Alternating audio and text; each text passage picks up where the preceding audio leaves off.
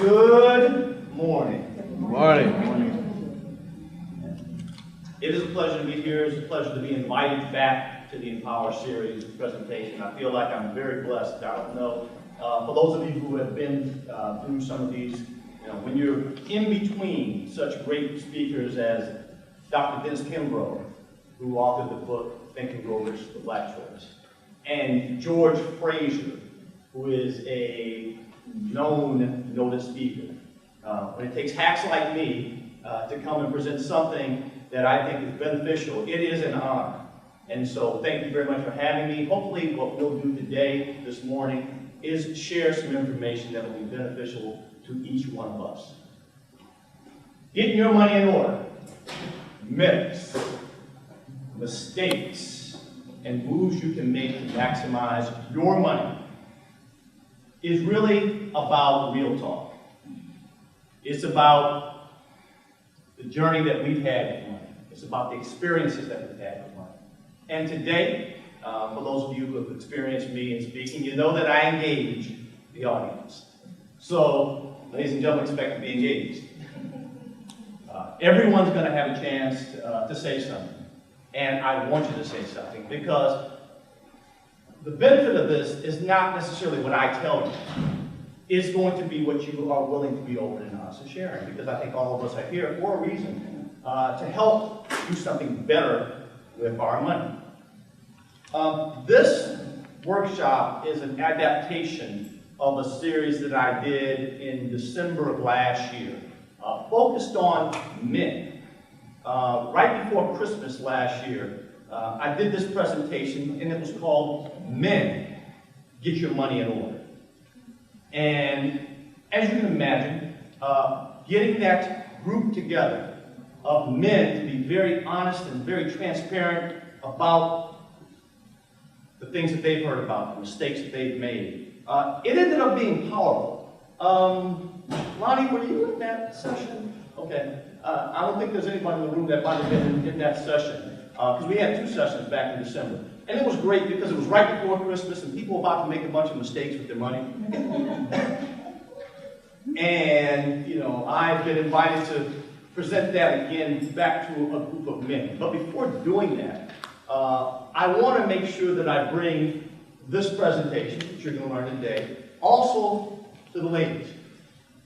And I know that when I do that, and it'll be just before Christmas this year, I hope to capture some real talk and some real experiences that may save you and the people that you touch some mistakes, and set in place some moves that you can make to make better money decisions. I also did this presentation for a bunch of teenagers. And you talk about powerful. How many of us either have teenagers or have influence over teenagers? Okay, and that's the majority of us.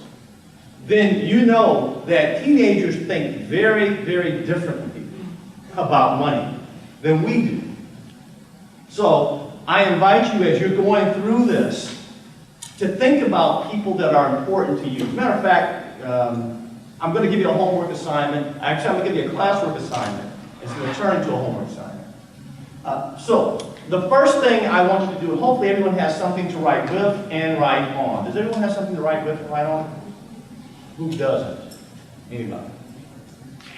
I want you to write down the name of one person that you think should be here and is not here.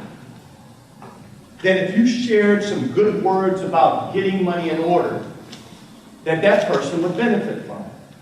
I want you to write down the name of one person. And I need you to write down that name because I'm going to ask you to refer to that name in this presentation. So everybody take the chance, because there's somebody here that should be here, as you know, because there's only a few of you here. But everybody should write down one person.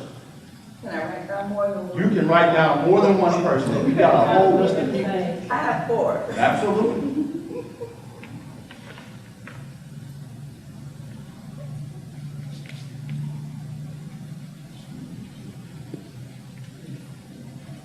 And after you've written down that one person, I'm going to give you another way to share the good news of where we are here today. How many of us have our phones with us? Does everyone take out your phone just a second? Take out your phone. Have it close. Get it close. Obviously, the first thing I want you to do is check to make sure it's on vibrate or silent.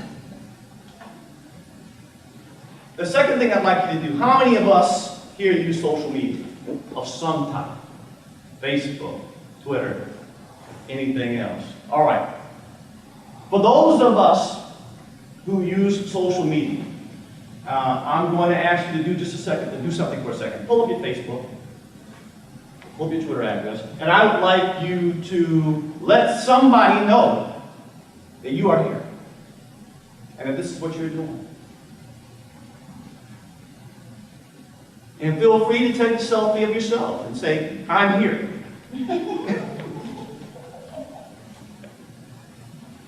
You would be surprised at who follows you, because you get enough nonsense of what people are eating this morning and what video someone else posted.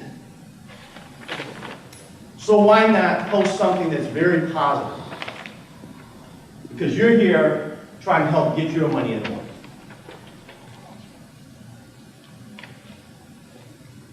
Because I think it's critical that we use social media the right way. And any of you that follow me or my Facebook friends, you know I post a few things every now and then. I post some fun stuff. Some people got some fun stuff from me last week. But you also got a serious thing from me this week. So, if you are not my friend, I will ask you, please be my friend. I'm not going to send you anything that's crazy. Hopefully I'll send you something that really benefits you. But most importantly, be a benefit to someone else.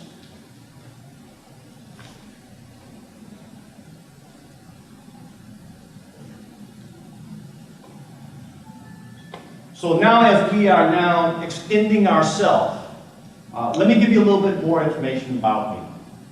Again, by introduction, I am a CPA, I'm a certified public accountant.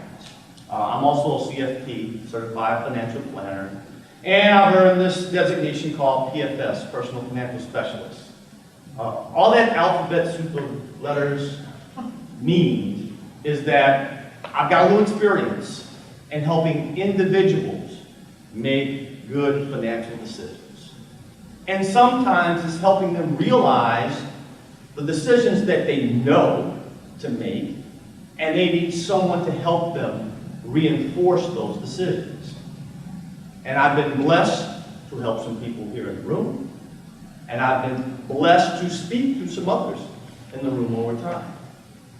So I'm going to ask you then to go and bless somebody else, because that's what the power of this thing is about.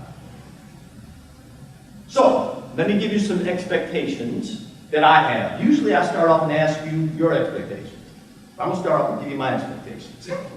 Okay. My expectations, I want you to examine your relationship with money. Your personal relationship with money. I'm going to ask you to help me expose some myths about money. Because I think each one of us has heard a myth or two about their money. I'm going to ask you to help spot mistakes that you may be making with your money. Because guess what? On Saturday, August 15th, you're making some mistakes.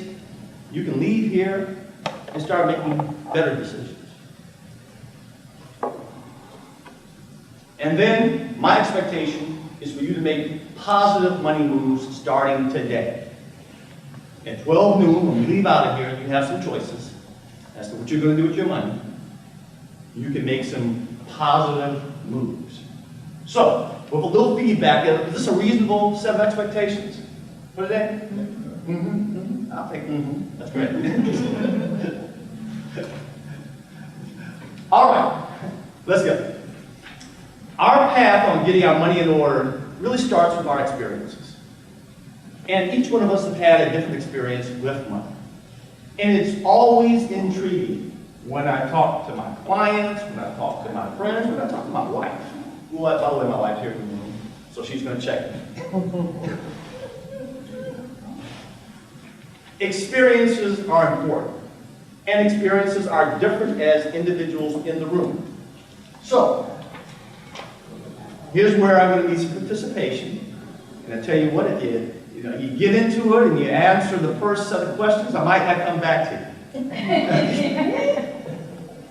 Well, for some of you, I might think of it. So, but money experiences are very important. So, does anyone briefly, very briefly, have a money experience that they would like to share, or better yet, what was your first experience with money, or your first experience with receiving or spending money? Now, some people have to go back a long way, but this is what shaped you. Does anyone want to share one of their experiences, or one of their first experiences? Now, I'll give you an example, because I want you to think. So, one of my first experiences with money, personally, is I'm from Detroit, Michigan, if you didn't know. Okay. And so, being a kid from the city of Detroit, Michigan, we had to be very innovative on how we obtained money, because my mother wasn't giving me an allowance. She was expecting me to earn that money. So what I did at a very young age, my wife has heard the story before, is that what we used to do, one of the many things that we used to do, our neighbors had rose bushes. And sometimes those rose bushes grew out of control, including in our area. So what we would do is we would cut the rose bushes, prune them, take the flowers, put them together, and sew them. So, you know, innovative. You know, we didn't have to worry about full employment and working at some place. We were creative. Another thing that we used to do is we used to buy soda. In Michigan, we call it pop. And we buy soda in a can. The cans at that time were probably about 5 to 10 cents a can. We'd buy the cans, get a cooler, put them in ice, and we'd camp out at places that needed cool soda, outside of auditoriums, presentations, graduations, and whatnot. And we would sell that soda. So we were very entrepreneurial, I guess, at the time. But it was good stuff. So who has a money experience that they want to share that might be similar? Think back. Anyone? Well, I know for me, when I was in Germany, at the time I had basically 2 jobs. I was working in the warehouse, working in the cookie shop. Probably the thing as I reflect back on it was, even though I was making money, I had no concept of saving. And so that basically began my drift, if you will, in terms of not being a good money manager until obviously I had an epiphany later on. But so the idea of not having that concept of saving and building something or a financial vision, that was kind of my drift as I think back on that. How many of us early on, now that we think about it, really didn't have the concept of saving? Be honest. Okay. How many of us have trouble in saving right now? Okay. True. Our money experiences start sometimes with the decisions that we make or the decisions that we don't make. And saving is one of those decisions that we sometimes don't make. Anybody else like to share one more experience? Similar to what Dave was saying, when I was younger too, my family members, they owned them and they would raise animals and then they would have the kids. I would go out there and pick the beans and all of that. They would give us, you know, money, but like Dave was saying, it's like they didn't expect us to say. They would give us money to treat ourselves to soda pop or whatever, but nobody was really saying, honey, put this aside, you know, take this money, put aside. They just didn't expect us as kids to say. It wasn't something that they told us. They just expected us to go out and go to the candy lady's house and buy candy. To the candy lady's house. That's what we called her. Now, who in the room, if anyone, has had a different experience, the opposite experience, where someone encouraged them at a very young age to save? I remember when I was very small, I think I was in grade school, the bank in our town decided that they would promote saving, and the way they did it was right after Christmas. They recommended that all the kids come in and open up a bank account and put money in it, and by next Christmas you have money for gifts. That used to be a role of the banks. There was a time when the banks were somewhat entrenched in the neighborhood or somewhat entrenched, they were close by. And they encouraged even young people and young families to save. Anybody else have another experience? So when I was growing up, and I received money, my grandmother and my mother would encourage me to save. So you have X amount of dollars, you need to save, you need to tithe, and whatever you have left over is what you have to spend. And my first experience with money was, it's funny because I did this with my kids and it didn't work as well as my mother's plan. But my mom, when I was an infant, when my mom would buy savings bonds. And so in high school, when I needed money, or college, when I needed money, she'd go and grab a savings bond and give me the savings bond to go and be cashed. Now, prior to that, she had, of course, taken me in and opened up a bank account in my name, so I knew the bankers. But I thought that was a really, really great way to introduce me to money. And I did the savings bond thing with my kids. Savings bonds today don't have the same value that they did back in the day. So we just cashed them all in actually for them because they just didn't increase as they did back in the 80s, 70s. But I was encouraged by family to save. By family to save. Thus, let's talk about experiences. Each one of you in the room has the opportunity to shape and share a money experience with someone. We've already talked about, a mistake that some people make in not having an emphasis on saving. We just heard a couple of examples of people who had some type of emphasis on saving. And yes, a best practice to shape that experience is to sometimes help set some parameters. I should save, tithe, and then spend. And sometimes we have to go back to the basics of what we heard at some time down the road, but we failed to share again. We failed to share with individuals, hey, there is an allocation of our money. Every dollar that we have choices. Now, we can choose to spend it first and then save what's left. But isn't it better to create an experience of saving first, even if it's small amounts? So, as we are shaped by our experiences, I'm going to challenge you to see if you can pour into the person that you wrote down on that list a positive experience about money. Now, we know that sometimes our experiences, and we just talked about what your experiences with money. How many of us feel that we have too much money? Too much money. I have more money than I need to, can't figure out what to do with it. Okay? How many of us really think that we have too little money?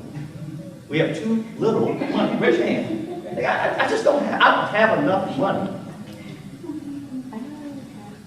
Okay. How many of us feel that our money is in control? I'm in control of my money. I just don't have enough. Now, how many of us feel that our money is just out of control? It's out of control. I don't have enough and it's out of control. How many of us have a positive view of money? They're positive, we know that money does things. And how many of us feel that, money kind of causes problems? I'll share experience with you. I presented this presentation to a number of teenagers this summer ago. And we got to this point in the presentation, and there were a lot of people who talked about the negative connotation of money. And it was somewhat surprising. Because in this materialistic society, you would think that a lot of people say, hey, the more money I've got, the more stuff I can get. But one thing that was shared a number of times is that rooted and ingrained in some teenagers is that money is the root of evil. Money is the root of evil. How many of you know the scripture?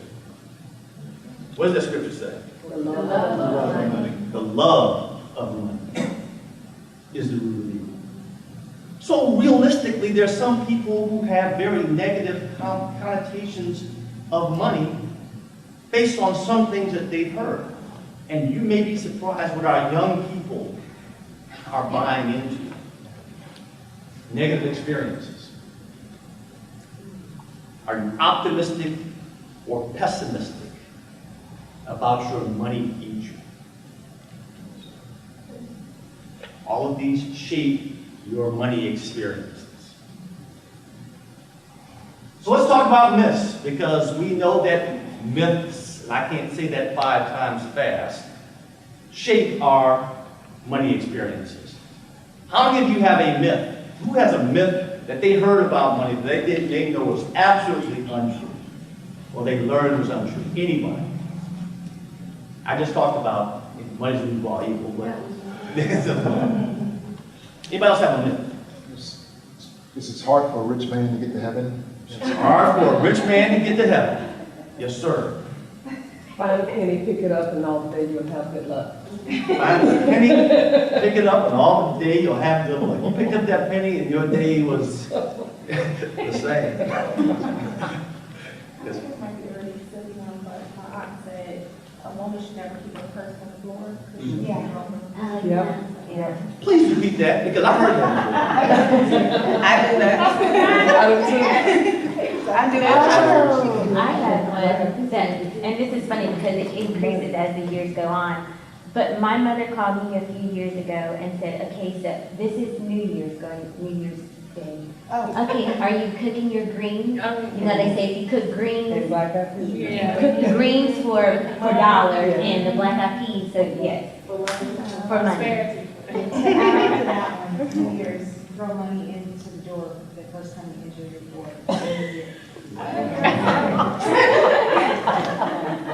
Hey Chuck, speaking of social media, there's always these posts on social media about if you pass the post along, you get rich, or yes, you have money and so forth. You must have any myths. If you sow seeds into certain ministries, you're going to get a tenfold. You get a tenfold. Prosperity ministry. Prosperity. So ladies and gentlemen, there are a lot of myths out there. And I bet you if we start thinking, we know that not only have we heard it, but we've probably at some point in time done it. We bought into it. We bought into it.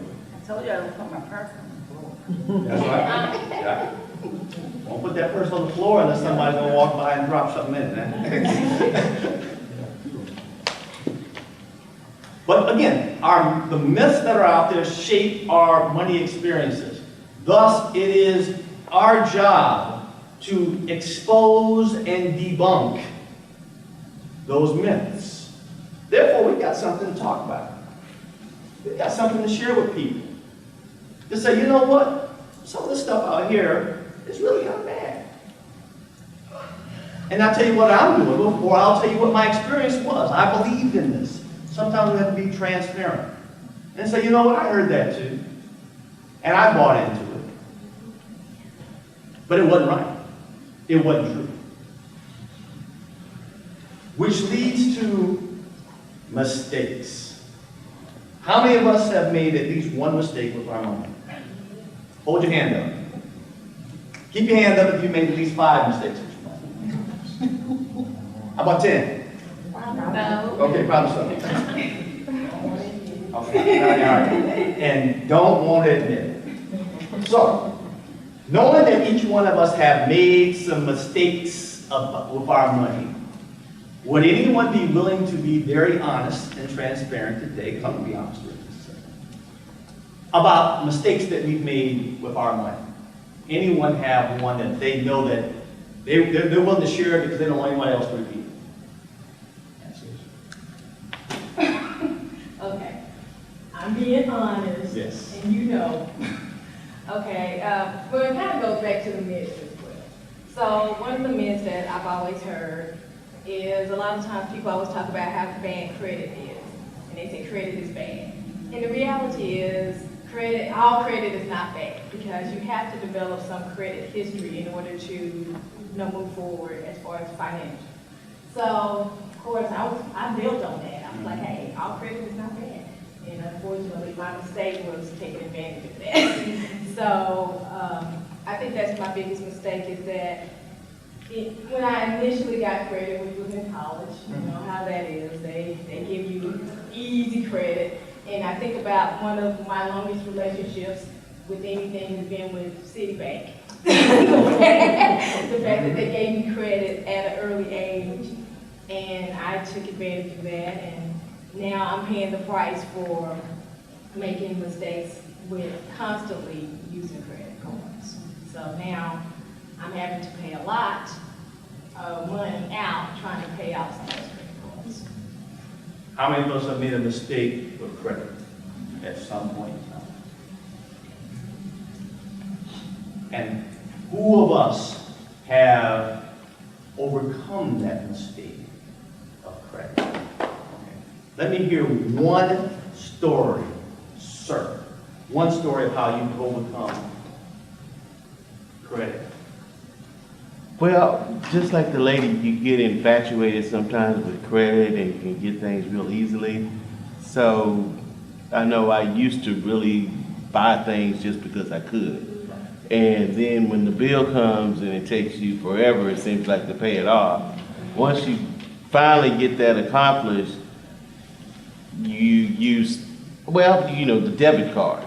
Because that's real. It's like, hey, I paid you. Debit cards are better than credit. Oh, yeah, because it's real. You see the money right there. You spend it and it's gone. Versus credit cards, you can spend money. You still got the money, it seems like. I mean, it's still in the bank anyway, but you're going to pay much more later. So, switching from credit cards to debit cards. Absolutely. All right. So, right, a mistake is the overuse of credit. A way that we can overcome that mistake is to use cash. However, we also have to address the mistake of the credit. And sometimes in addressing the mistake of the credit, that's hard. That's tough because you've got to draw the line and say, okay, enough is enough. And I've got to do something different. I guess for me, my mistakes are really kind of around the theme. Had I not made these mistakes, I would definitely be in a different place today, as an example. And so for me, it was really just being financially unmindful. In other words, I was spending money, wasn't actually, in fact, I've been using Microsoft Money to track my spending for a long time, but what I wasn't doing, I wasn't going back and evaluating and making adjustments. And I had no financial vision. And, so it was kind of like some themes that kind of held me back. Obviously, I have it now, but back then, it's just no financial mindfulness, I guess I would say. One mistake that many people make is, I don't know where my money goes.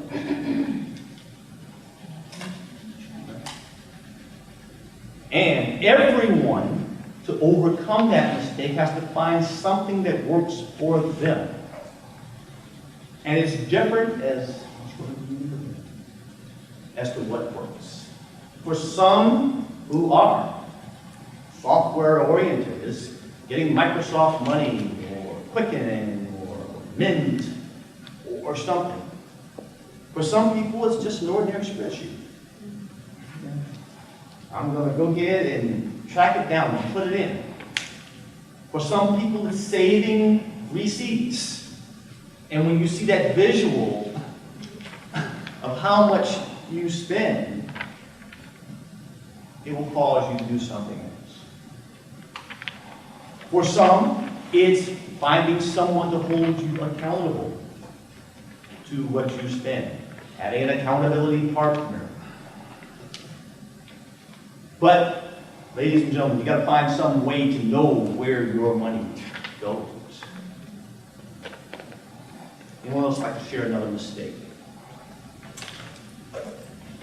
When I was in college, many years ago, I applied for student loans. And so at the time, I was thinking, well, I'll get a good job when I graduate, so I'll be able to pay them back. Well, I'm able to pay them back, but I'm paying for it dearly. So it's like the car payment, what I pay in student loan debt. So I would tell anyone who's going to college, if you can avoid loans at all costs, please don't, because the interest compounds on a daily basis. The amount that you borrow is not the amount that you'll be paying back. How many of us know someone that's in student loan hell? How many of us are in student loan hell? Okay. Absolutely. And these days, student loans is the next crisis. This week there was talk, the next bubble is the student loan crisis. And if anyone has any children or relatives or nephews that are in school, I just sent my son off to school this week. My daughter goes off in a couple of weeks. And the temptation of student loans are out there because the cost of education is so expensive. You have to make some choices. But what I have found, and this would be none of you in here and no one that is influenced by you, is the abuse of student loans. Okay? It's one thing to invest in yourself or to invest in an education that will pay you something down the road. It's another thing to take a loan out for living expenses. To take a loan out for your wardrobe budget because they're just giving money, because you do know that many institutions will just give you the money and they're not going to hold you accountable or hold your young person accountable as to how you spend that money. So if any of you have any influence on a young person, if the answer is don't, it could be don't, but you also got to help them then. Okay, well, if not don't, then how? And if not how, then here's what you need to do. And hopefully you'll be in a position to help them. Anybody else have another mistake that they made? I don't think I'm too old, but when I was a little bit younger, in my early 20s, having a job and I was like a massage therapist, making a little more money than my friends or peers, you don't want to seem like you're not able to help them. So you help them and scan, and you say, I got it, when you know that you can't. And so now, you're trying your hardest to pay your own bills, but you're mad at them, and you're mad at yourself secretly because you can't afford to put gas in your car. You spend money for show. Spend money on people that may really not care and definitely won't be there to help you when you're in trouble. And sometimes that means you just saying no. Or just saying not now.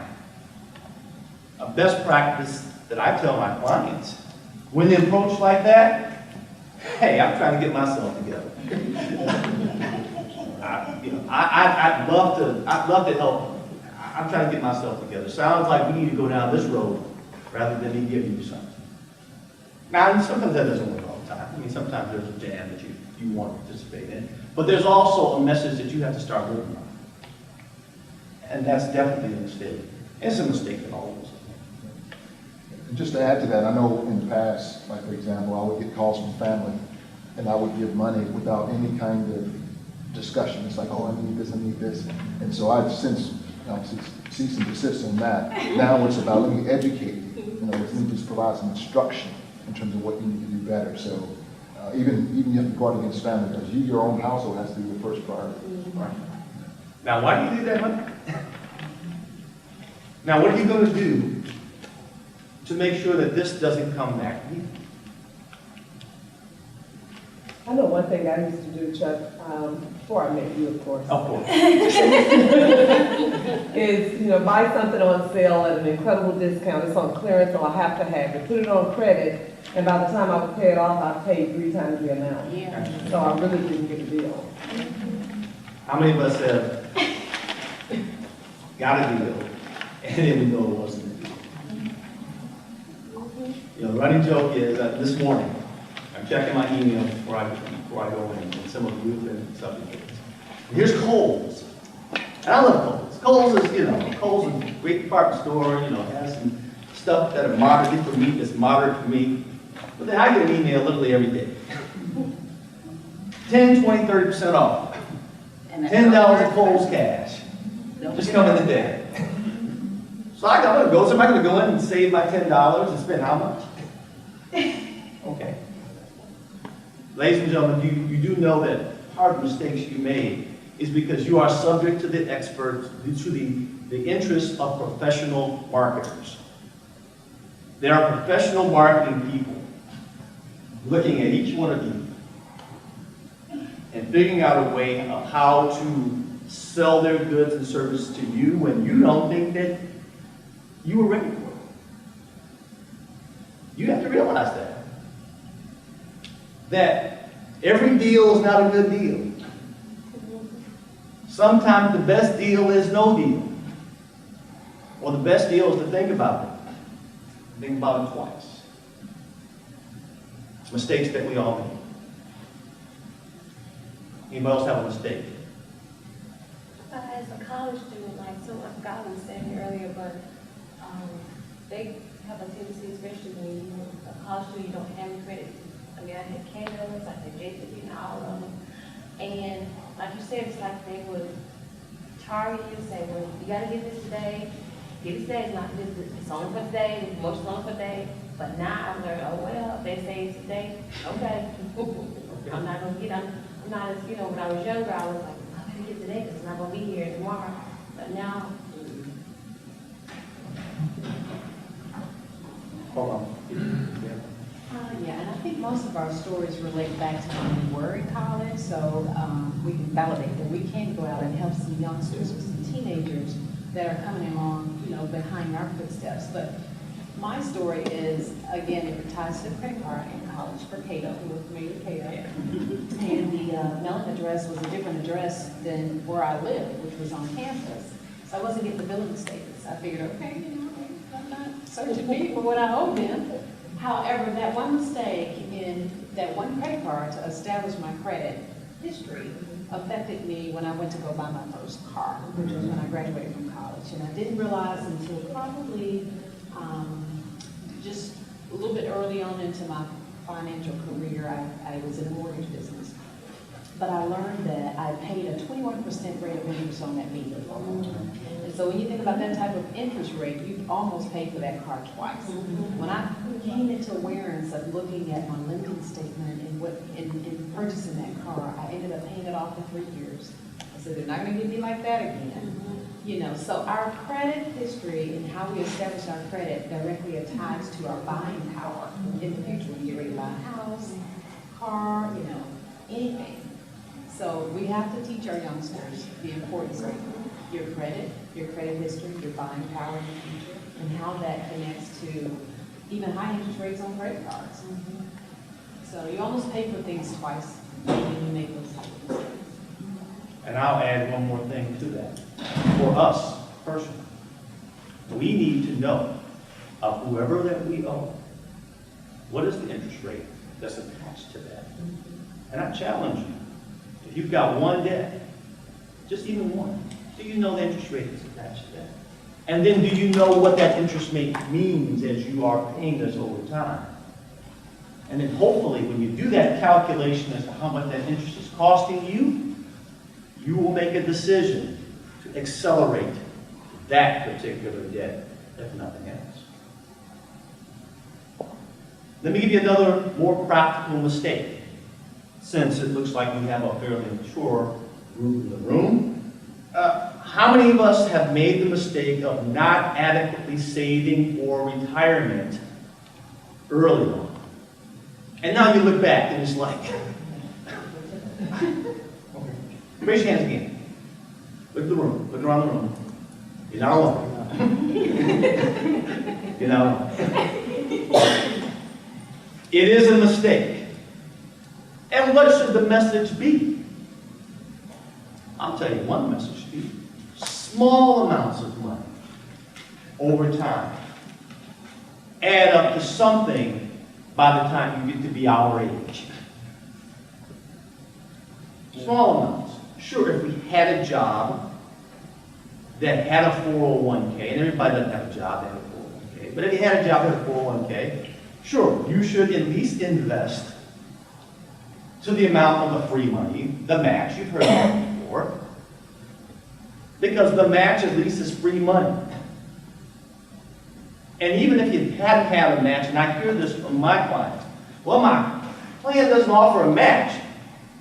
Okay, you still need to save. And it's still invisible. So if you have a plan, you have a company, a job, an entity that has a plan, each one of you should be participating in that plan. If your employer does not have a plan, you need to make a plan for yourself. Because you don't want to be in your late 20s, because all of us are now late 20s, right? You don't want to be in your late 20s saying, man, I should have started this when I was in my early 20s. Let alone where we are today. It is a mistake.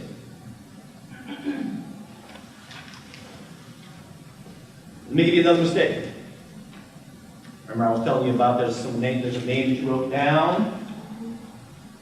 How many of you have made the mistake of really not sharing and talking honestly to the person that you wrote down on that list about money? Honestly. Okay. Now, I know many of you, but I don't know everything about you. So, I'm gonna go down the list here. Martin, what's the name of the person that you wrote on the list? Trey. Trey. What's the name? Ebony. Ebony. Shelby. Clinton. The assignment was, so you'll get a chance to do this. The assignment was to think about one person that you have influence over that really could use this message, or someone who wasn't here, and to write down their name. We'll give you a second to write down the name here. Courtney. Well, I wrote down two, both of my kids, Dominique and Quincy, and then my sister. I'll use Vanessa, my sister. Gloria. Philip. Billy. Bella. Bella. Nassim. Oh, my children and my two sisters. Daniel. Okay. So for the individual that you wrote down,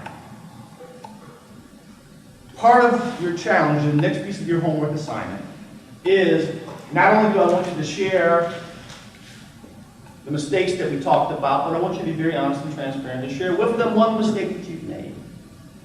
Because in order to gain the trust and to gain the openness for them to receive what you're about to tell them, you're about to tell them some other good stuff, that I'm going to share it with you in just a second. It sometimes is very good to admit your mistakes. Now, my wife will tell you sometimes, I don't admit my mistakes. And she's like, oh, don't say that. But it's true. So just the positive side of this, I basically turned my mistakes into a mission. In other words, like for example, I've grown pretty passionate about this whole concept of financial stewardship, built the presentation. I'll basically share with anyone who will listen. I basically changed the narrative in terms of my family, in terms of, so it's kind of like I've turned this, we'll call it mistakes, into really a mission. And so I'm actually changing the trajectory of family members and friends based upon this. So I turned it around. Taking it personal. Yeah. And ladies and gentlemen, we have to take it personally because it's a journey. And if you're going to live it, you can have all the moves, which we're going to talk about in just a second. You can have all the information, But if you're not passionate about it, if you're not, you don't take this to heart, if you're gonna really do something about it, well, then you're just as jacked up as the person that is on that list. What's the name of that one person that comes? My mother, she has good saving practices, so, and my sisters. All right, so let's talk about some obvious mistakes that some have gone on. One mistake is not having a budget. We just talk about not knowing where your money is going, but not having a budget. A best practice to people who are successful with their money is that they have a budget. And that budget doesn't have to be something complex. It doesn't have to be a formal thing. It has to be, this is what I bring home, and this is what I spend my money on. Therefore, this is what should be left. And once you know that, you plan on. This is what I bring home, and this is what I plan on spending my money on. Having a budget. So mistake number one, and if this is not you, and you guys are highly intelligent financial people, I know you, many of you, having a budget. For those of us who are in business, that's one of the first things we have to do. We have to have a budget. So why can't we take this to our personal life? So if this is not you, here's your to-do. Your to-do is get a budget. Now, it's easier said than done, and I'm going to help you later on and tell you how you can get a budget. Get a budget. And if that's you, write it down. Another mistake we just talked about. Not saving money. How about not saving money first? Because we've made the decision that we're going to pay the person who has your house note, the person you pay rent to, the person who owns your car note, your utility bills, your credit card companies. Mistake, not saving money first. So here's my challenge to each one of you. For those of you who feel that you're not saving money, as of this next paycheck, I just want you to save $50. And $50 every paycheck.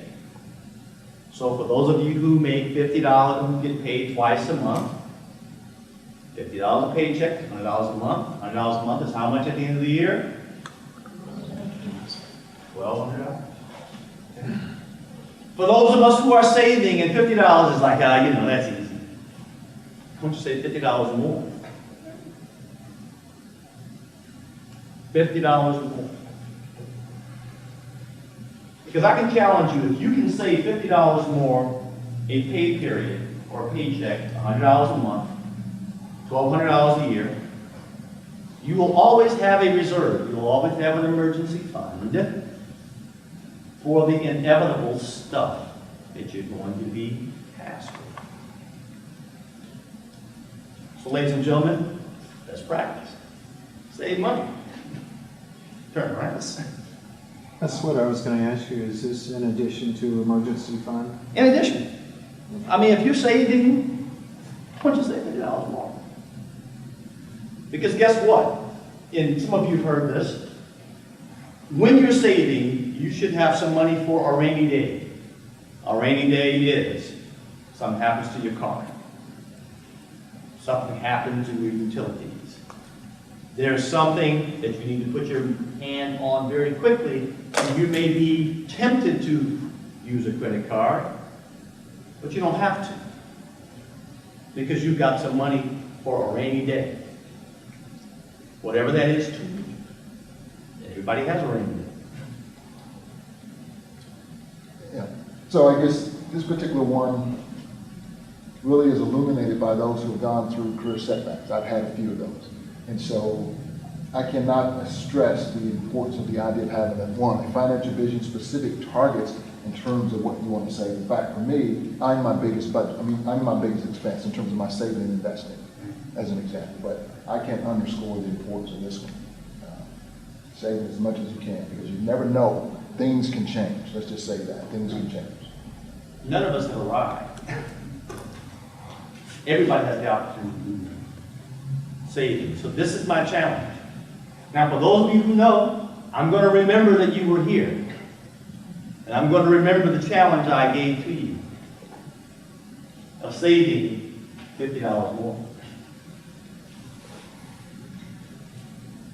Mistake, as we talked about, using credit cards or using credit freely. Again, there's nothing wrong with using credit and leveraging, but using freely as if credit was free. This credit is not free. But you know, I think a lot of retailers, they incentivize using a credit card. Like they'll say, oh, if you come to JCPenney and you spend $100, then we'll give you $10. And JCPenney bucks, Banana Republic give you banana bucks. And I mean, I have those cards, so I know. They're like, oh, you got, banana bucks that you can use today. And I'm like, oh, okay. So, but I shouldn't have used that card in the first place, and I felt guilty when I used it. And so the incentives make you want to use it more, because if you use your banana card, then you'll get 40% off of this or that. So I just wanted to bring it up. But I can offer you a solution to that, because when I get Kohl's bucks, I will use them in my credit card and I'll walk right back to customer service and pay off the bill. I was gonna say that, yeah. That's what I do. I charge it to get the benefit.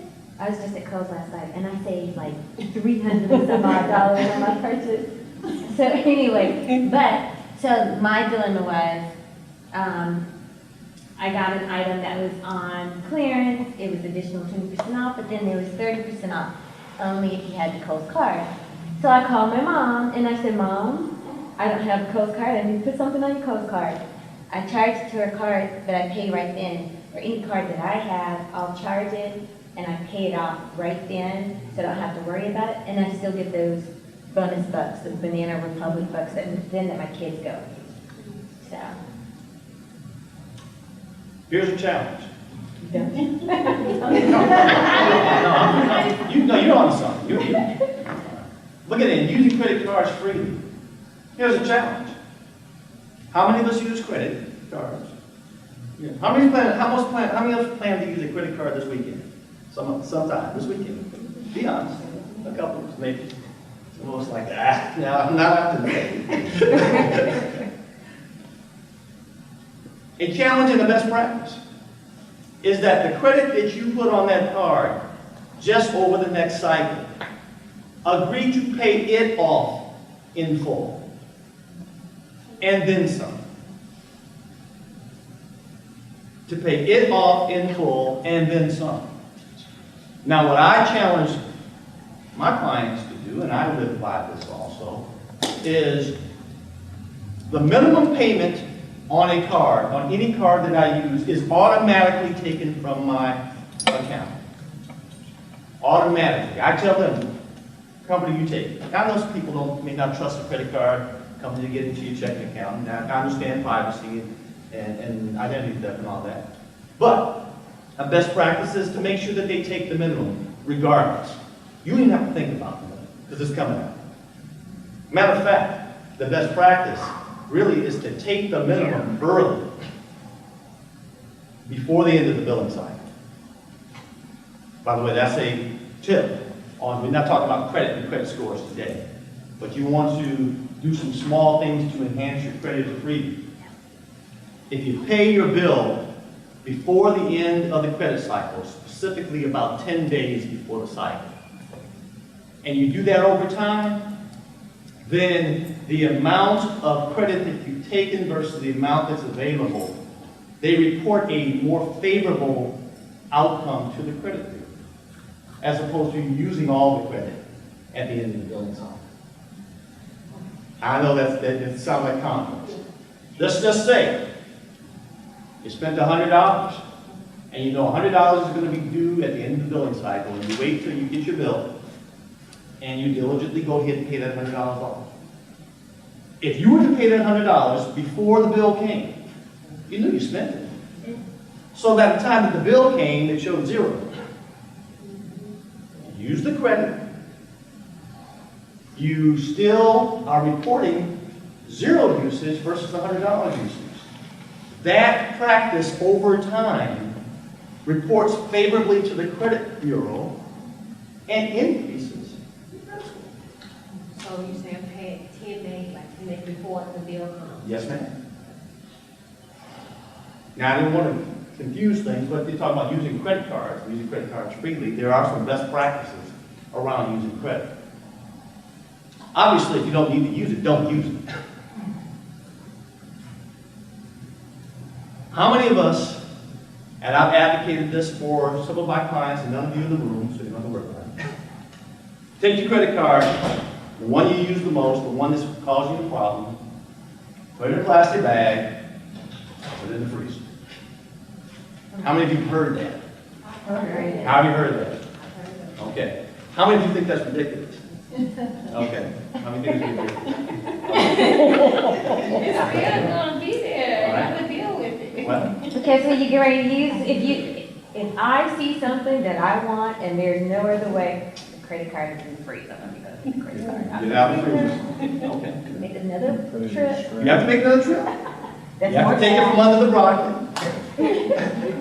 Yeah. I do think it's ridiculous, but it is a conscious reminder that you were trying to do something that you're not being successful at. Yeah. Because if I just go in my purse, there's no reminder to say that I didn't want to use that credit card. But if I have to go in the freezer, I have to consciously say I am going against, it's like being What am I on a doing? diet Right. and, locking up your pantry and then having to unlock it. So I do think it's, I get where it seems ridiculous, but it does make you think, I'm not doing something that I previously had made a wise choice about. I was just gonna offer another solution, because I've practiced this before. It's just taking all of the credit cards and putting them in a safety lock deposit box at the bank, which forces you to have to go to the bank, get into that safety lock deposit box to get access to get that credit card. So, it just, out of sight, out of mind. If you don't have it in your wallet, you don't have it in your home, you don't have access to get to it, it may be the weekend, you're out, you see that beautiful dress that you really, really want, but you don't need, and the bank is closed. You can't get to the bank, you can use a credit card, you really didn't. Then you call your mom. You go ahead. I mean, you have to get some draconian things, and that's the point. That's the point. You have to do some draconian things to make a bad decision, or to make a decision. Sometimes what I do, I leave my personal card when I go shopping, and if I just love it that much to have to walk back to the car to get my purse, then I'll get it, but it gives me time to think about it. Make sure you put it in the trunk.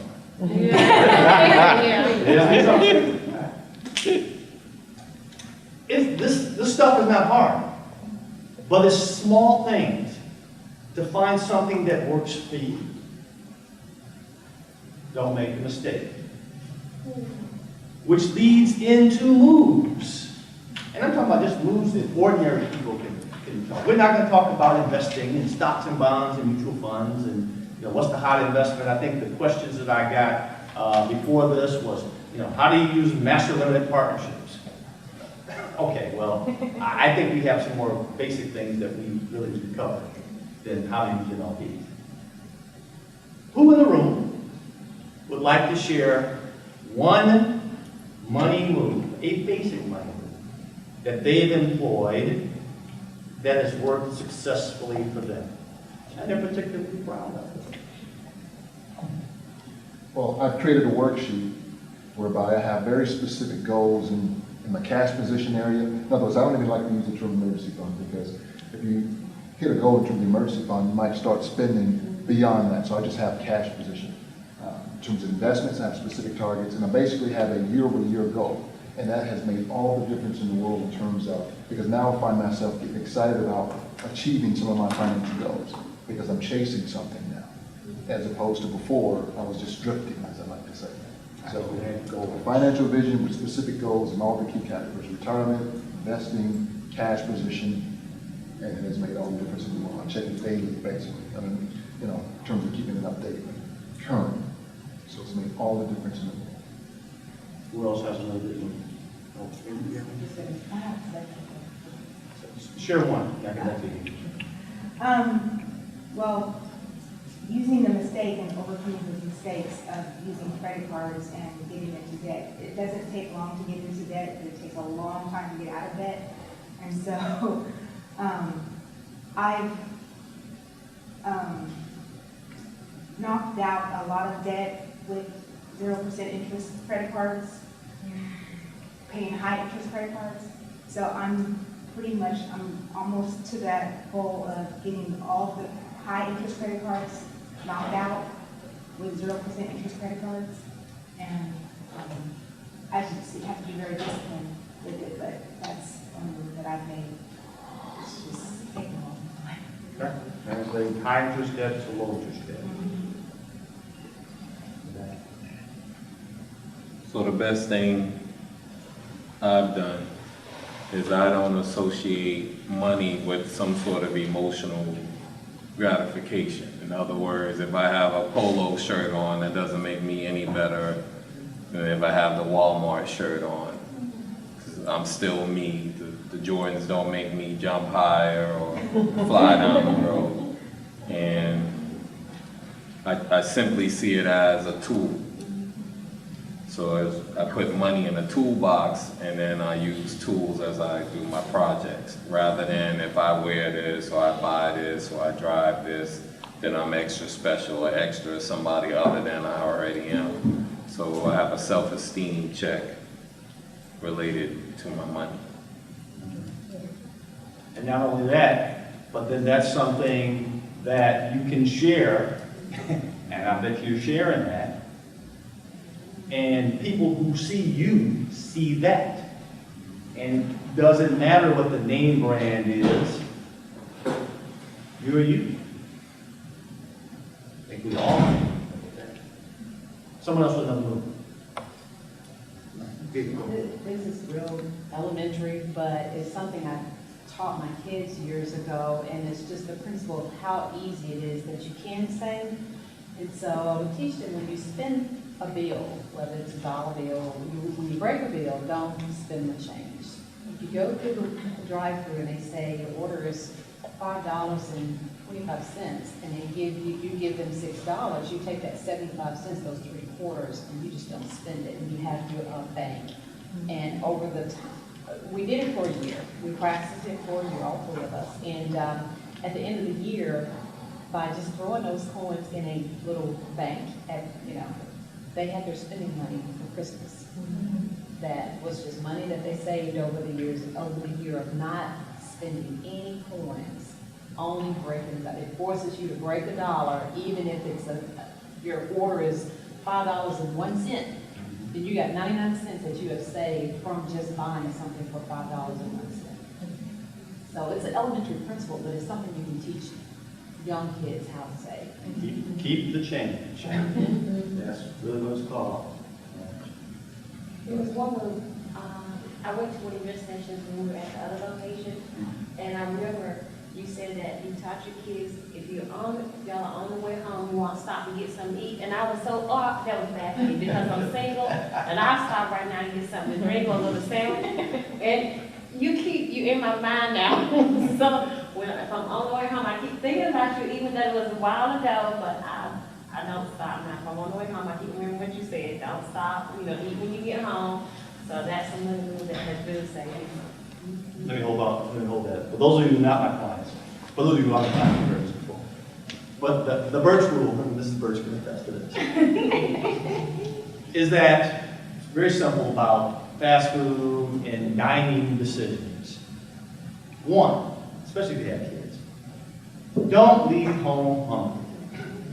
Okay, if you've got food at the house and you're getting ready to go off to your day to do whatever you need to do, don't leave hungry, or grab something out of the pantry, the refrigerator, and take it with you.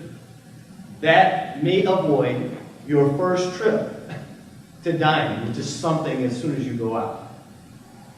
The other draconian Burch rule is Don't make your fast food place the last place that you come back to. Don't bring the bag back to the house.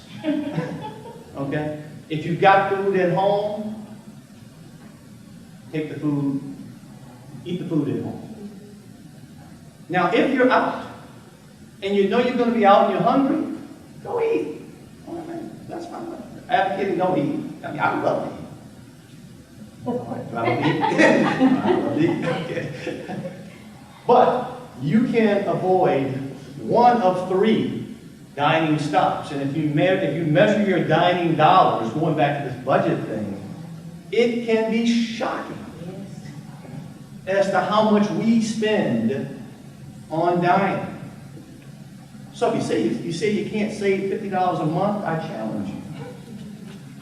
Look at your dining dollars. Cut out 1 meal a week. Multiple meals a week. And you can find that. By the way, not only will you save money, great move, you'll actually probably eat a little bit healthier. Because usually the places that you need to stop along the way are really not the best places for you. Being honest. I mean, they're finding that out about Starbucks. The $4, $5 a day at Starbucks. Yes. At the end of the month, just said how much you're spending at Starbucks. The $5 drift. You talk about being able to drift off course? It's easy. And cutting out 1 of those stops a week, 2 of those stops a week. In our house, we got a coffee maker. That coffee maker goes with us, and we make it just like we want it. Okay, so I'm just Starbucks addict, making sure that you keep your receipts and plugging them in to get your free drink. Yes. And I will call, Yes. like I actually Yes. have receipts in my purse now, I call customer service because I might not have had my Starbucks card or Bank of America now. Does the, where you get your, you get additional 10% off, so that falls back into what you were saying, the company's offering discount. But I use my debit card from Bank of America, so I get the cash, the save, the whatever, and then I get save the change, and then I get the 10% off, and then I call customer service at Starbucks and get my point to go toward my free drink. Okay, so I know I got it. So I'll stop. Well, she gets the free drink. I get the free drink. She gets the free drink. Yeah, and I did cut my stops to Starbucks, because it's a guilty pleasure. But, so I'm working with my oldest son who just graduated and has his great job in Chicago, and he is definitely coming out of that person talked about the name brand item. He's my child. If the jeans weren't True Religion, he couldn't wear them. So he's transitioning because he called me last night and said, "Mom, I bought a pair of Levi's, and they're actually comfortable, and I'm really happy, and they cost me so much less." So I'm working with him, and so now our next transition is you don't have to only buy groceries at Whole Foods. There are some of the things that you can buy at Whole Foods and some things that you can buy at a regular grocery store. Find a regular grocery store. Find someone who doesn't charge $40 for a haircut. You can get a $25 haircut. And then I'm super, super proud of myself because last month was the first time that I made both of my kids pay their own phone bill. It's 24 to go, we should have been doing that. I made them pay toward the cell phone bill. So. Learn how to budget. Well, and so I was handicapping them though because I had them under me, So that's kind of the mom. Yeah, doing therapy with them. I'm gonna give you a best practice to add on top of this. This is something to think about. You've invested in the education to help people who you've entrusted to save money, and it's actually saving you money. So what I would ask you to do, and might ask all of you to do, is that you've made a decision to save money. You've been able to measure how much money you saved. I saved X by making that decision. Would you be willing then to take those savings straight out of your account, because you weren't going to spend it, and go stick it someplace in savings? in a savings account? Would you take it the next step further and actually realize the savings that you made? Because what you want to do is keep the savings. It's like one thing, hey, you know, I didn't save money, you know, I didn't spend this money over here, I didn't spend this money over there, and I saved money over here, and you're still spending your money to savings, or you're spending your savings. It's another thing to take the money off the table. Because, hey, I made the decision, I saved this money on this decision, I'm going to take it out of the account. Because otherwise I would spend it. So you can take everything one step further. Someone else give me another move that they made. It was early when I was in high school, and I used to have budgets, not real budgets, stuff that I need, but I didn't know how to save. And he was a whole guy. He taught me how to save better, and so I can reach my goal. He taught me on every 100 you have, 100% of everything you have, always save 60% and 30% for expenses and 10% for church and stuff like that. So I keep it like a basic thing, but still today I still use it because it really helped me build my savings and control my expenses. You're the young person. For every $100 or every dollar, I'm going to save 60%. And he took wisdom. He took the wisdom of someone. Someone has told some wisdom to you. Someone's told you some good stuff. Maybe you've heard some good stuff today. And you're going to take 60% of it and save. You're going to spend 30%. And oh, by the way, there's that 10% that you could put away for something better, the top, or to help. We all should try to find someone, and that's another move, okay? Another move that you can make is find someone that you know, someone that you trust, someone who has demonstrated good decisions or has given good advice, and reach back out to them. I would challenge you in your thoughts, in your notes. If there's someone that's either in your network or not in your network that now you think you need to reach out to expand your thoughts. Maybe it's someone, again, who's demonstrated very good money decisions. Write their name down on your paper. Write their name down. Someone you know, someone you trust. And make a commitment over the next week to reach out to them and tell them and share with them what you're doing. Here's where I am. Here's my challenge. This is what I'm doing. What do you think? We're going to talk a lot about a lot of things this week. Some stuff is not as positive as it should be. So why not expand your network to someone that you know? And I know some of the people that you know. So I know that there's some people that you can reach out to. A move. Who else has another move that they'd like to share? I did something this year differently. Yes. No, go ahead, Jim. I loaded a credit card, it's really a debit card, with my gas, my lunch money, and my everyday expenses by extra things. And I put that amount of money in on that card. And so I averaged it out per month, how much I typically spend or what I wanted to budget to. And so I've been using that card for 8 months now. So it's getting low. So if I look hungry in December, you all will know why. And I take that balance and I divide it by the number of weeks I have left, and I have to cut back saying, oh, I need money for gas and those things. And it has worked well for me. And so that was my way of putting those things on the budget, so that I don't eat out too much during the week, or I don't spend too much. I know how much I have left on that debit card. A preloaded card for your budget only. So for me, what I started doing is creating a budget through the end of the year. That includes, you know, like you said, just the basic thing, just to have that started with what my income is and what my bills are that I'll pay, you know, for the year and carry that forward. And it includes my savings. I want to have you so I know where my cash is and what I'll have, you know, after I've paid everything, and what that will kind of help guide me to what my extra money is. Because I have lots of credit cards I need to pay on.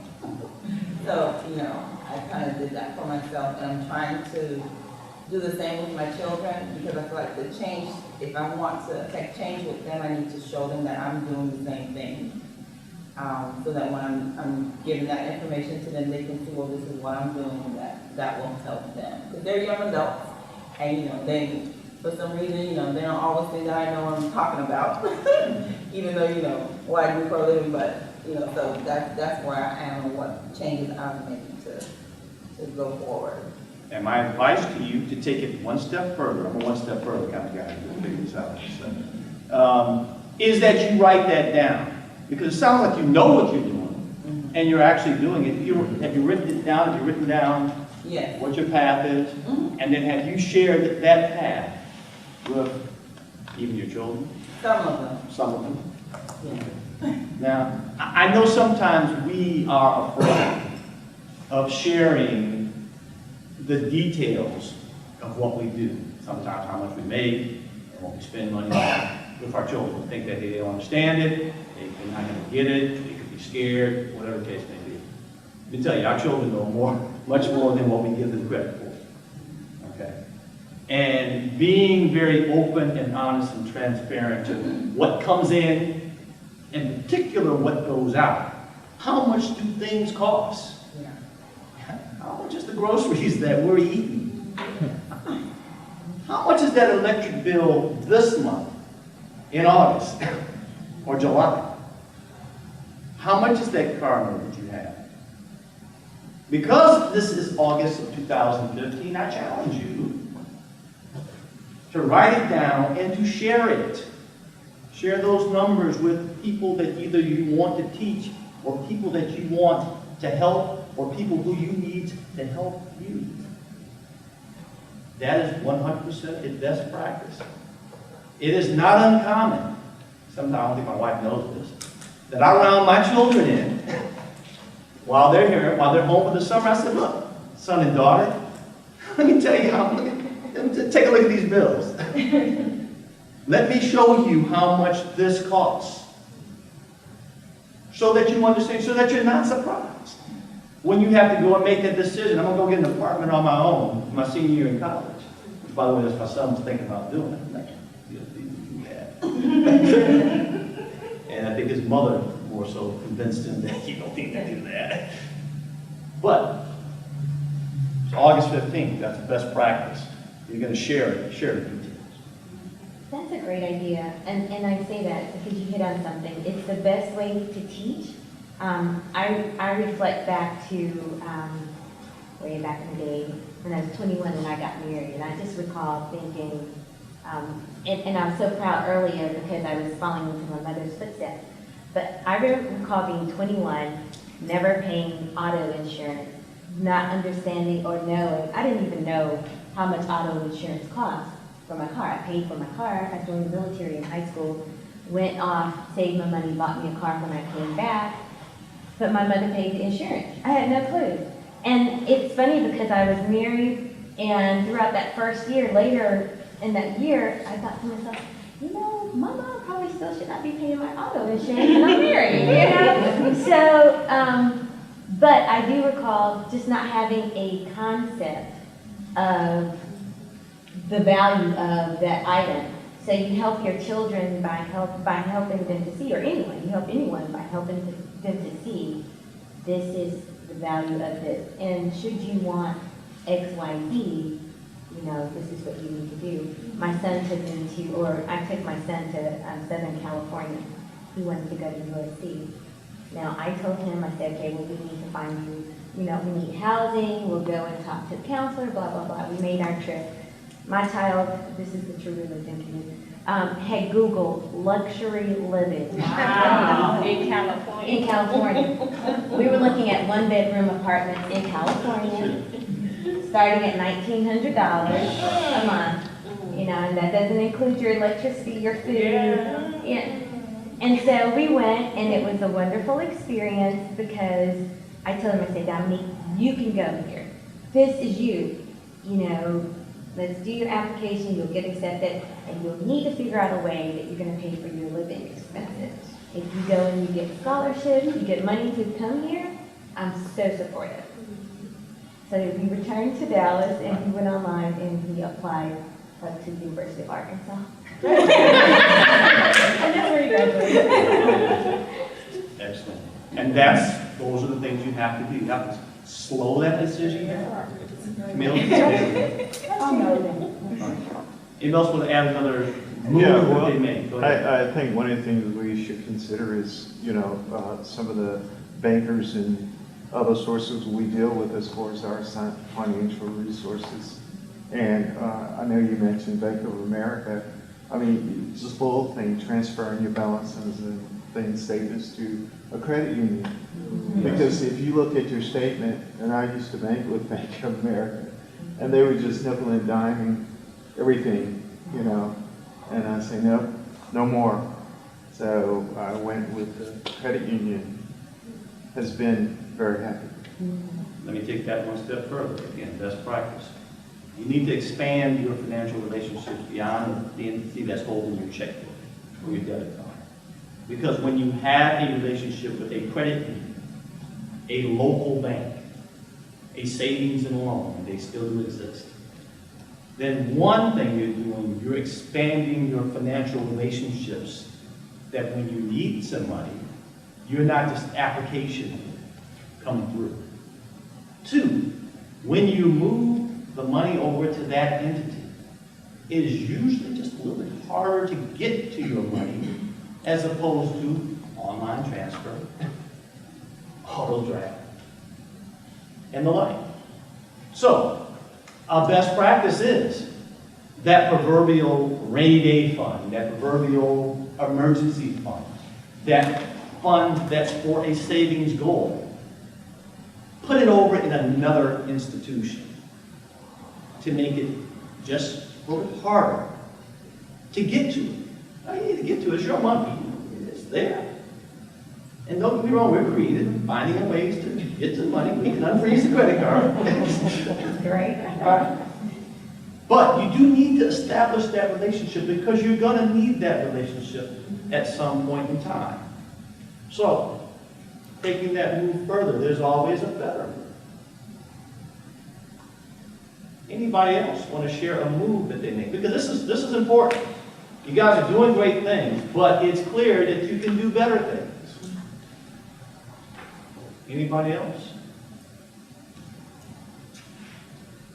Well, let's talk about, again, we talked about the move of creating a budget, creating a savings plan, using credit wisely. Let's talk about advice to others about money. Again, you have a name or names written down on your list, and obviously your homework assignment is to give up some advice. Of you in the room, what was one piece of advice that you got from someone else about money that you still hold true today and it works for you? Does anybody have a piece of advice that they remember that someone, maybe their financial advisor,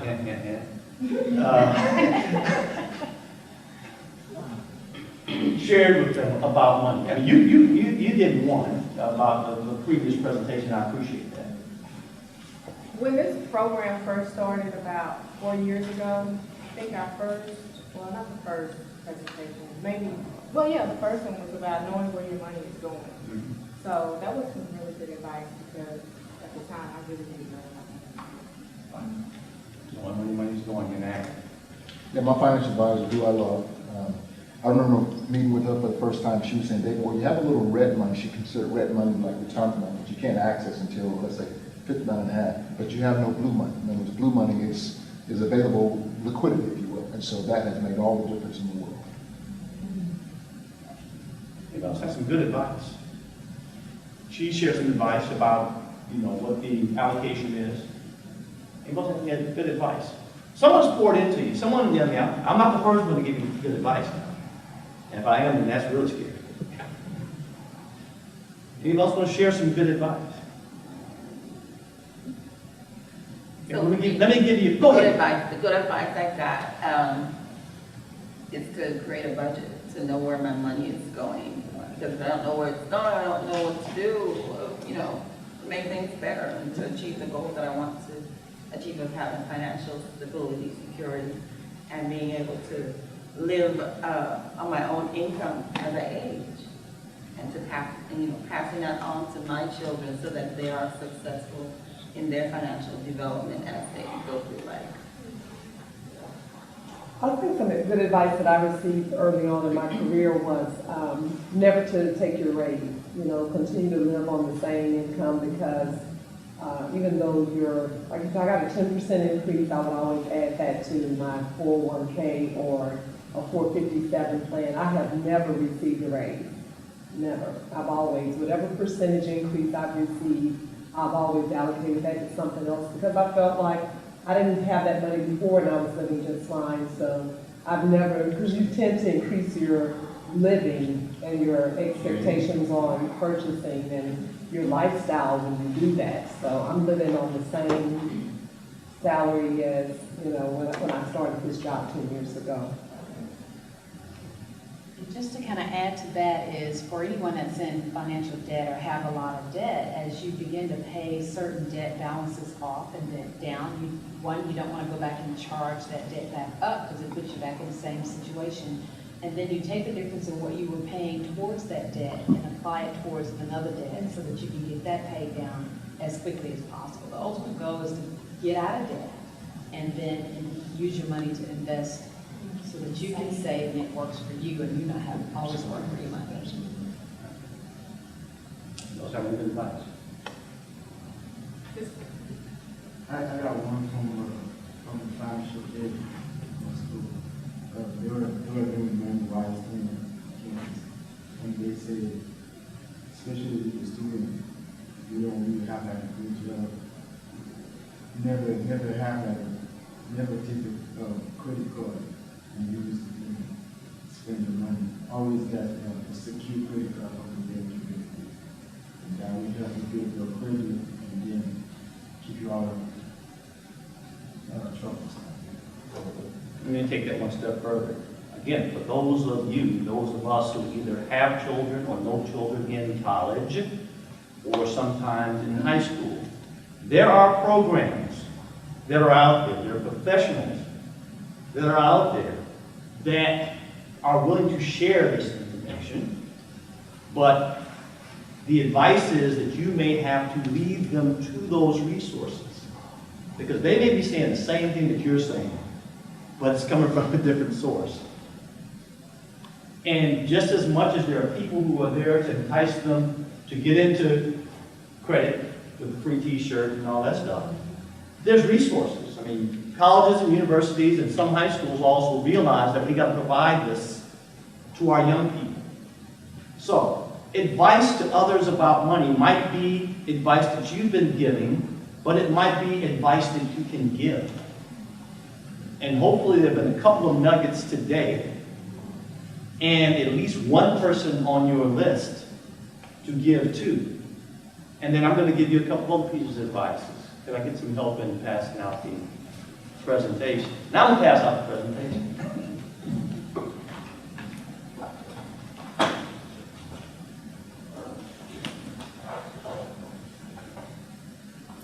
And while I'm passing out the presentation, again, everybody wrote down one name or multiple names.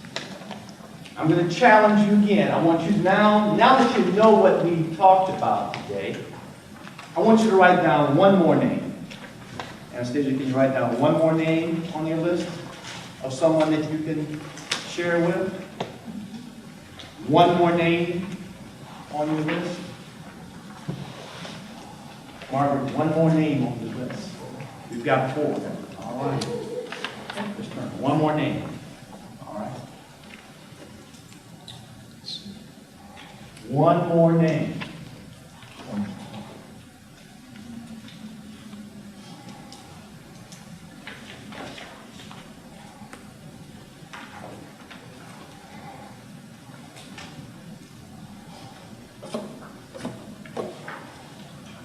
Because what I shared with you are some best practices.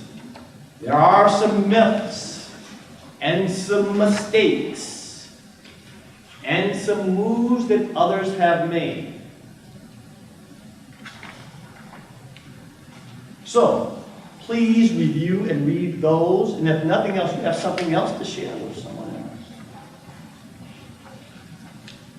else. Do not refer to your notes. Now, for those of you who are my clients, you also know that one thing I sometimes challenge you with, even though I've given you some formal things, you've taken some notes. So, here's another homework assignment. Anastasia's laughing because she knows what's coming. I challenge you to write down your notes in good form and email them to yourself. Don't just take your notes and go put them up after the day and maybe refer to them. Formalize them and send them to yourself via email. Now, why would you do that? Well, obviously, as you are putting together your notes, you are going to find some other things that might be important to you. You may find that there are some to-dos that come out of that. And then you have something to share with the person that's on your list.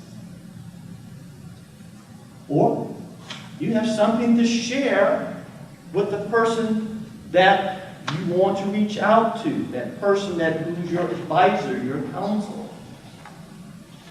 And again, for those who are my clients, I want you to share those with your financial advisor to help him or her give you good advice.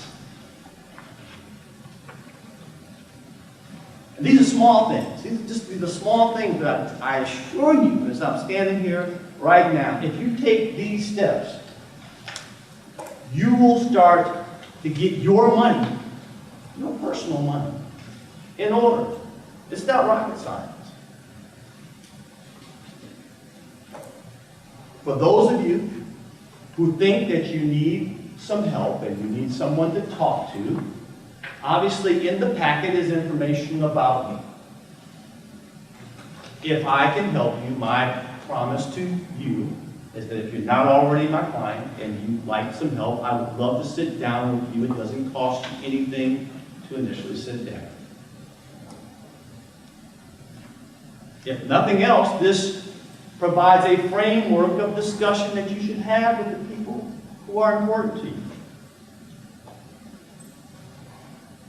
The next step is up to you.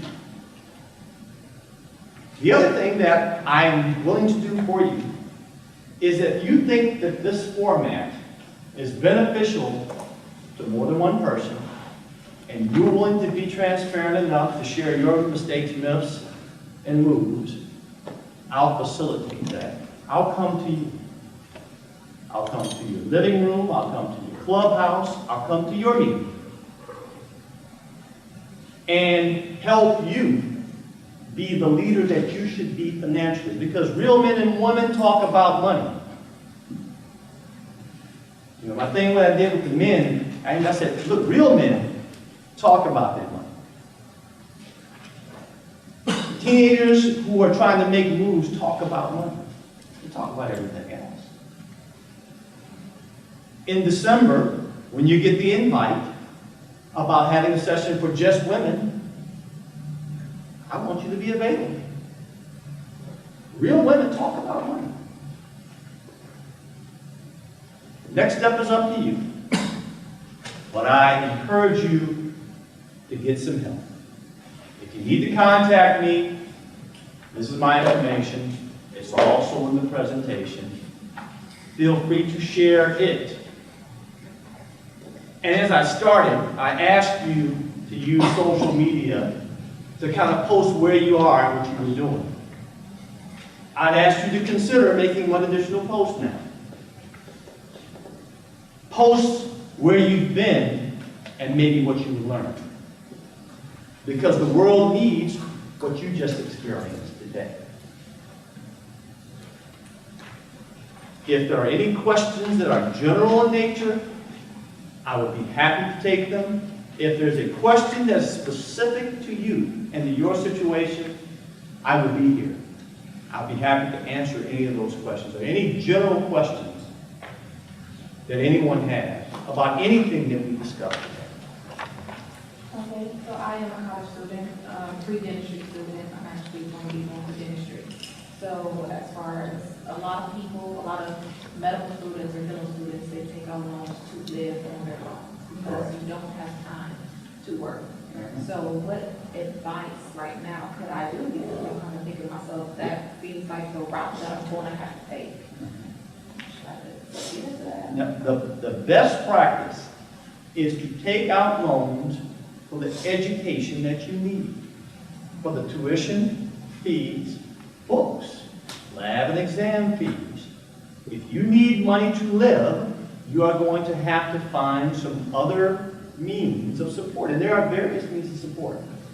And I'd be happy to share with you some best practices. But the worst practice is to take out money for living expenses. Because typically what happens when you take out that money for living expenses, it expands the amount that you have available, and your living expands to the amount that's available. Very good question.